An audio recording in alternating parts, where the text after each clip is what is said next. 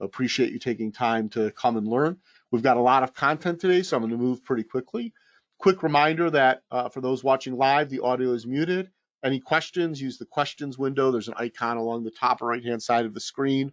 I get notified there's a questions waiting. We can make sure they all get answered. We'll go through the presentation and we'll take questions at the end of the session. As noted, it is being recorded. We'll try and get it up as quickly as possible as soon as we're done here today. Definitely by the end of the day, it should be up on the website. We'll send you a letter, an email noting that it's up. Please feel free to share the link if you think of anyone who might find it valuable. Our Coffee and Cloud series, we've got a number of current topics we're working on.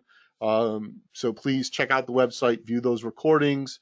We hope the information is valuable and that you participate again in the future. So we talk about diving into the content here because we've got a lot to go through in just the 15 or so minutes we plan on covering this topic here today. We do like to keep these Coffee and Clouds short and sweet, so let's get into it. There are 12 actions you can and probably should take in using Office 365 to have your teams operate more successfully as teams, whether they're physically in the office or as we're mostly working from home and remotely today, how that moves forward. The first thing to do is to hold video meetings. We know that 55% of interpersonal communication is nonverbal, so having that screenshot of the face, seeing people in their office or even in their home office helps promote human connection and interaction. It's part of what we need as a species to be healthy and to be involved. Also, you'll see that when you're in video calls, because there are visual cues, if people are actually paying attention and watching the screen, you'll have fewer disruptions and less step over each other as people are trying to communicate and get their 2 cents in. And so within Microsoft Office, within Microsoft 365, Teams now is the center of collaborative communications. From Teams as well as from your calendar and Outlook, you can launch Teams meetings, video conferencing, screen sharing, Q&A, chat windows associated with it, the full range of services. Step number 2 is to share online presentations. Obviously, this can be done through Teams meetings as well, where you're sharing Windows screens. But Office 365, the Microsoft 365 suites have additional tools as well. You can share those online presentations through SharePoint sites, as well as through an additional tool called Sway. And Sway takes the whole concept of a sales pitch or a marketing brochure and turns it into a dynamic visual multimedia experience that you can even customize for specific customers or target audiences. When you think about using Teams for your meetings, know that you have the ability to record your live events through Microsoft Stream. You can make them available internally. You can also publish them externally. And you have the ability to stream. You can take Teams, go live, do events, and broadcast out to a much broader audience, very similar to doing a broadcast on YouTube, for example, and invite people in and be able to have that one-to-many conversation as you will. So there are multiple mechanisms for sharing online presentations, some live, some recorded, and some a very one-to-one personal experience where with Sway, you send them a link, they open up a presentation, it's timed, it moves through, it helps you tell a story. Number 3, make sure your team understands how they can edit docs in real time. This is Word, Excel, and PowerPoint. Obviously using the web tools, the real-time sharing is instantaneous. It works slightly differently, but it is real-time, near real-time with the desktop apps as well. You have the ability to control permissions as far as editing, making suggestions and comments, or just having view. And when you put in comments, again, you can target feedback and tasks by flagging individuals who you want feedback from. And you can provide those notifications to them. They get an email or notification, they click the link, they're in the document, they're ready to go. Number 4 is store and share your information. In the Microsoft 365 ecosystem, that means OneDrive and SharePoint with the SharePoint file services. What's beautiful about this sharing is that it's secure, it's device independent, so accessing from a desktop or a laptop, a Mac, an iOS device, whether it's a tablet or a phone, or an Android tablet or phone, it's all the same user experience. You have ample storage that comes with your Microsoft 365 subscription, and you're really not limited on the type of information you can store. It's beyond files. You can do images, media, and other content can be stored and shared.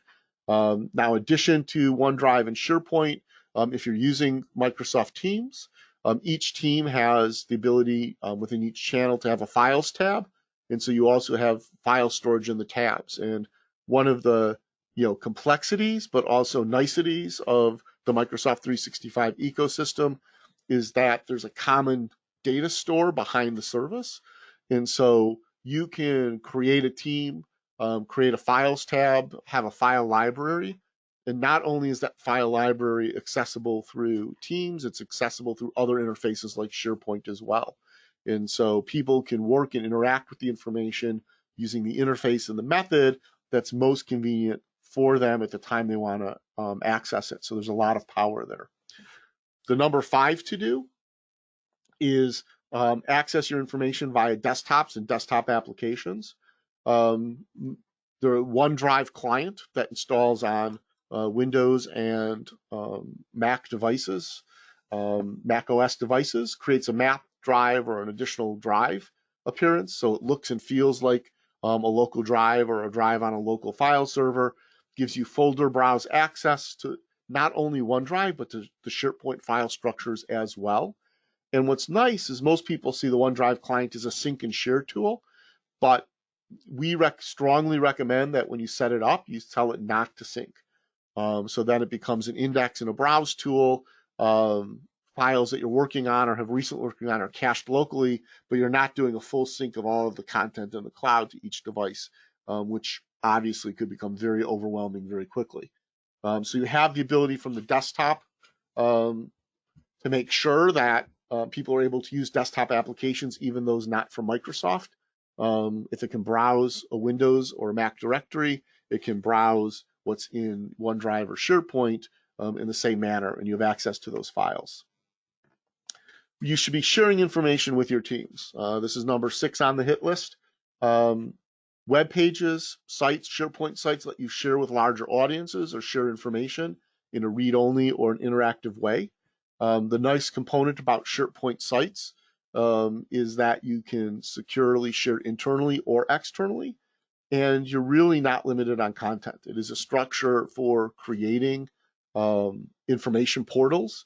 And so in addition to your Office files and other content, you can actually embed other applications into Windows. Now, what's nice is the relationship between SharePoint and Teams. So again, if you're using Teams for project work or for teams within your organization, you set up a team, you can associate a channel or a tab with a SharePoint site and have information being worked on by the teams be visible through that SharePoint site as well. We see a fair amount of SharePoint use for company intranets, and most companies start with administrative functions like HR and payroll and company announcements. As companies get more sophisticated in how they're managing their business, we're seeing SharePoint sites that are embedding reports and interactive information coming out of Power BI and other sources as well. So there's a lot of power there, and it gives you the ability to share information, one to many, many to many with your staff, your workers, and if you want to do it securely as well with the outside world, business partners, customers, etc. Number 7, look to simplify your communications. Email distribution lists are great. Office 365 and Outlook has kept the groups construct. Groups interacts with Outlook, OneDrive, OneNote, Calendar, Skype for Business, which is evolved into Teams. If you're using Dynamics for CRM, they integrate there as well. Additionally, Groups interacts with Delve, Yammer, and other services. So when you create a group, you actually not only can use it for outbound distribution list communications, you can use it for shared inboxing, for service functions, or for coverage of info or sales or service email addresses. You can have groups that are strictly internal to your organization. You can have them that include external members, either as recipients of items on it, sent to a distribution list, or you have the ability, actually I should say, and you have the ability to control who can actually use it. So you can have distribution lists that only people within your organization can send messages through. You can also have ones that open up to specific outside individuals or to the public at large. And you do have ability, some controls for posting and moderation. And again, there's an integration between groups and teams so that if you're using the Teams construct, you can also leverage the capability of groups within that Outlook and the other constructs. So you have the ability to simplify communications. And one of the nice aspects is, because groups is a dynamic entity, assigning permissions, assigning resources based on groups, gives you the more flexibility and ease of onboarding and offboarding people to your company and to teams within your company. Number 8 is coordinate project plans and schedules. It's great to have project plans with real-time updates, the ability to track milestones and tasks, and to have multiple views. Some people like the chart.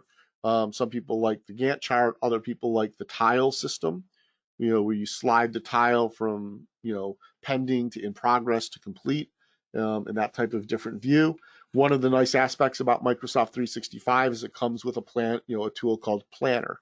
So you don't need to go out and buy a third-party tool. Planner is not a replacement for Microsoft Project. Let me talk about that for a second. So Microsoft Project is a sophisticated project management tool. It is designed to deal with complex project management, high interdependencies, critical path analysis, resource availability, resource loading and balancing, skill set management. For most small, mid-sized organizations, most of their projects don't need that level of rigor in their project planning and management. They're looking at a set of tasks that need to be completed, the ability to assign those tasks to small individuals or groups who are supposed to work on it, the ability to track how far in progress tasks are, and some basic dependencies or interdependencies between those tasks. For that, out in the market, there's some fabulous tools. We work with Hive. Lots of companies might look at Trello. The reality is you don't need to spend money on those third-party products. You've got that with Planner. It's embedded and integrated. If you decide you need something more sophisticated than Planner offers, excellent. You've got Microsoft Project as the next step up. It's also available as an online that fully integrates with the Microsoft 365 ecosystem.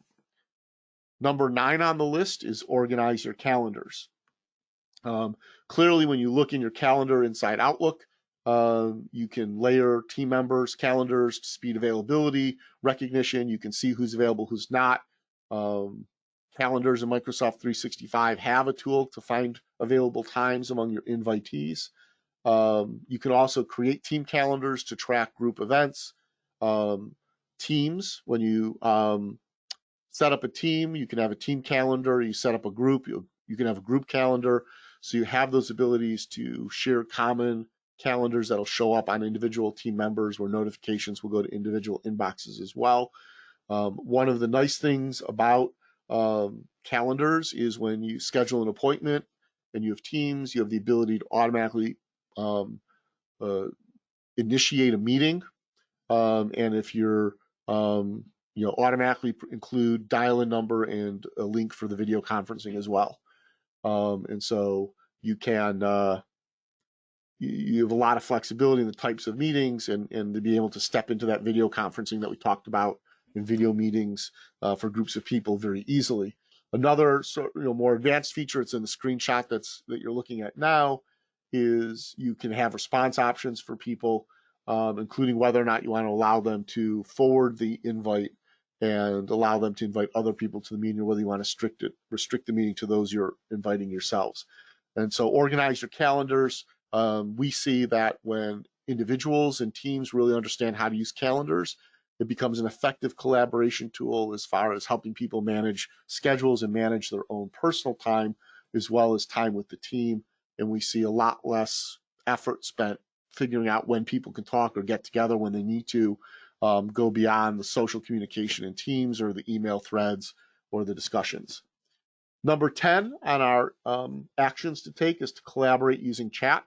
Within Microsoft Teams, you have each team has multiple channels. Each channel has a conversation tab. That conversation tab is threaded chats or group conversations. You have the ability to have multiple topics, have subthreads within each topic. Within those conversations, you can share contact. You can even launch meetings instantly or schedule them. You also have, if you look at the screenshot where the red one is, you have chats. Those are personal chats. They're private conversations between individuals. And so this can become a dashboard for the work you're doing with others within your organization. You can even include people outside your organization in Microsoft Teams and collaborate. This collaborating with chat actually helps span some of the generational differences in communication preferences that you might see within your organization as well. Number 11 is collect information. Part of engaging your employees, engaging your business partners, your customers, is to get feedback, ask their opinion. In Microsoft 365, again, you don't need to go out to SurveyMonkey or these other third-party tools. Remember, those tools are free with advertising for them, not you, or you're paying for that to have it private, to keep it private and branded and to protect your data. You don't need to pay for those third-party tools. You've got Microsoft Forms. You can collect data by surveys internally or externally. You can monitor results in real time, as well as generate reports. And of course, in addition to some intelligent reporting, there's Excel integration. Data from Forms can also feed into the next tool, which is you want to share actionable information. And this is one of the great differentiators of Microsoft 365. It's a tool, Power BI. The BI stands for Business Intelligence. Power BI connects data from multiple sources and systems, certainly within the Microsoft 365 ecosystem, like SQL databases, Excel spreadsheets, and other data sources. You can also, there are connectors to hundreds of external data sources, including most CRM systems, most ERP systems, obviously Microsoft Dynamics and Dynamics CRM. Power BI takes the graph reporting you might do out of Excel to the next level. It also lets you to create dashboards and define and display KPIs, and gives you the ability to set up dashboards where you have the ability not only to see the data, but to click on the data, change the filters, drill down, and understand. And so as organizations start, when people talk about digital transformation and or process, re-engineering and workflow, to know the impact of transformation, or if the transformations you are doing are effective, or what other transformation or changes you might want. It's always best to have the data and to have those key performance indicators. Power BI gives you that ability and is the tool to do that. And again, bringing in a third-party business analytics or business intelligence tool, it can be thousands or tens of thousands of dollars a year, not only in operating costs, but in training and specialization. Power BI is designed for the citizen programmer. That basic KPIs and dashboards can be created by anyone with a couple hours of time. We even, with Microsoft, offer workshops, which is called Dashboard in a Day, where we can get on with you and in a matter of several hours come up with an initial dashboard using information you already have at your disposal. And so number 12 is to share actionable information.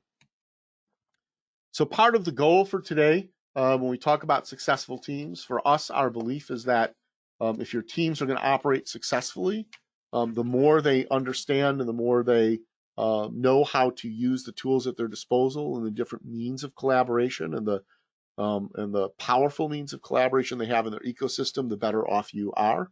Also, certainly as most businesses have scrambled to change the way in which they're working and operating on a day-to-day basis, given the current stay-at-home orders and other impacts of the COVID-19 crisis, we've seen a lot of organizations scramble to find tools and find resources to help people do it, when in fact, it's already in the Microsoft 365 ecosystem if they're currently running Microsoft or Office 365. And it's a matter of learning how to use it, making sure employees are, one, aware, and two, able to use those features and functions properly. And secondly, we've seen a number of situations where it's much more time and cost efficient for the company to move from their current environment into a cloud solution like Microsoft 365 than it is to start adding applications, letting employees do shadow IT and free services here and there, when you think about the need to still, even though people are working remotely, still be secure and private and manage your data and protect your business.